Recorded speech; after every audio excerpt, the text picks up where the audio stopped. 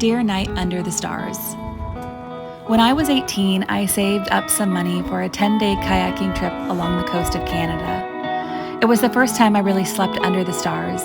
We paddled from one beach to the next, our kayaks gliding across salt water like we all belonged to the sea. I'd wake up to the sound of the fire crackling, the air thick with hope and possibility, my body sore in the best way. We cooked together and laughed under moonlight, and I remember thinking, this is part of me. Even though I hadn't known it before I knew it then, the wilderness was a place that felt like ease. But then a year later, I got married, and camping was never a part of our story. I still chased that desire, though. I took the kids camping by myself, taught them how to pitch a tent, and we found adventures and have stories to tell about those summer nights. We made memories that I hold tight, the bee stings and the bears and the minivan getting stuck on the beach while the tide was rolling in. Those memories are precious to me. They hold some of the best days of my life. But they were never shared with my husband. He never came on those trips or wanted to make an adventure like that with me, and that's okay. He wanted something else for his life, something different than what I wanted, which is one of the countless reasons he isn't my forever partner. When I started over a few years ago, I made a promise to myself. The next person I let into my life had to want to be outside under the stars with me, among many other things I was looking for.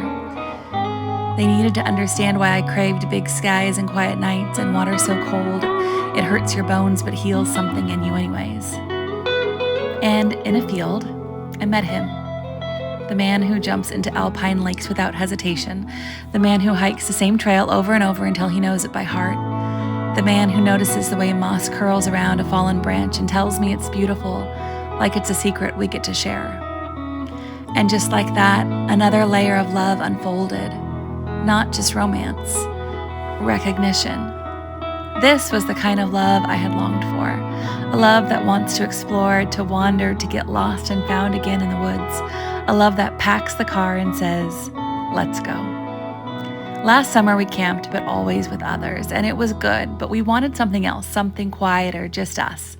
So this year we made a plan. We marked the first weekend in June, pitching a tent, no destination set, just an intention. We carved out the time before it disappeared, like time so often does. Because that's what love needs sometimes, a little claiming, a little, this matters more than the rest.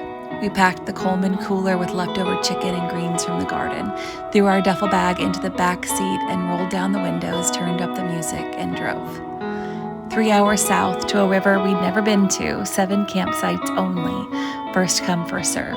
And somehow the last one was waiting for us. Of course it was. Because when we're together, luck feels like a companion, like maybe we are the lucky charm, or maybe it's not luck at all, maybe it's just love.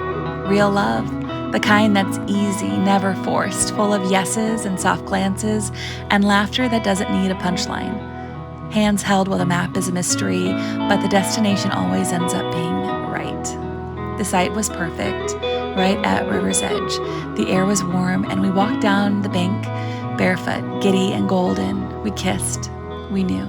This is the kind of place we belong, not just the woods, but here, together in the wild. In the now. And maybe with all the sadness that's wrapped itself around me this past year, I knew what I needed. The positive ions of the forest, the vitamin D of the sun, the promise of a night with no reception, where nothing could buzz or ding or remind me of what I've lost. Instead, I could just be grateful, present, fully alive. It's beautiful how our hearts know how to heal.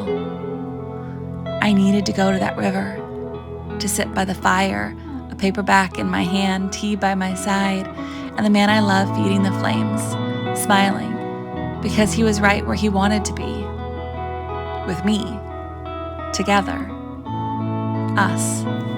It was healing, having the thing I always wanted. It was healing, knowing I'm not too old for a fairy tale. Healing, realizing that the parts of me I knew at 18 haven't been lost. I found her. I found that girl. I found her at the river.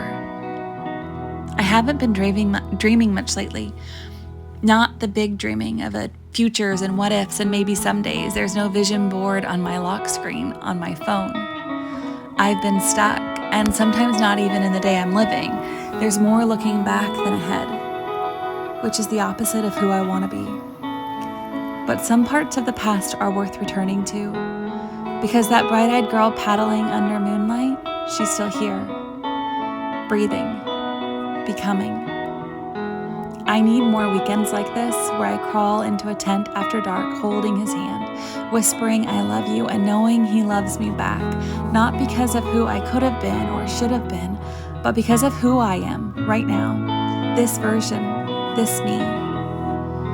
It's a gift to be loved like that by someone, and it's a gift to love myself like this too.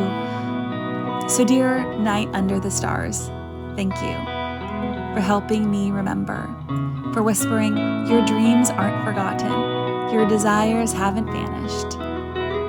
You can still have it all, you really can, with love, with gratitude. Anya.